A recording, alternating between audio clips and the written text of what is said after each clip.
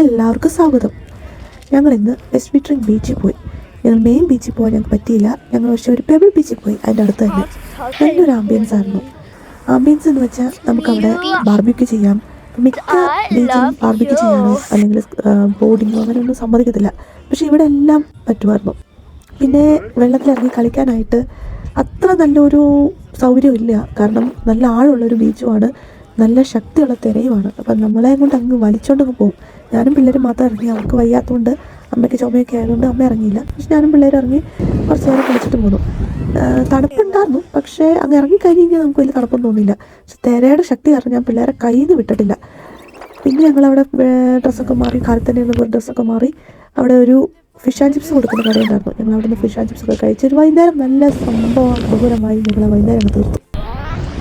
Pebble beach ആയതുകൊണ്ട് കാലയിൽ കുറച്ച് മുറിവൊക്കെ ഉണ്ടായി, കല്ല് കാച്ചിയതൊക്കെ. അതൊഴിച്ച് നല്ല സൂപ്പർ ഈവനിങ് ആയിരുന്നു. എല്ലാവരും നന്നായിട്ട് എൻജോയ് ചെയ്തു. ഫിഷ് ആൻഡ് ചിപ്സ് മാരകം. ഞങ്ങൾ അവിടെ നിന്ന് പോന്നപ്പം 8:30 ഞാൻ അമ്മയോട് പറയായിരുന്നു, ഈ വെളിച്ചവും വെട്ടമൊക്കെ കണ്ടിട്ട് അമ്മയ്ക്ക് എത്ര മണിയായിട്ടാണ് തോന്നണേന്ന്.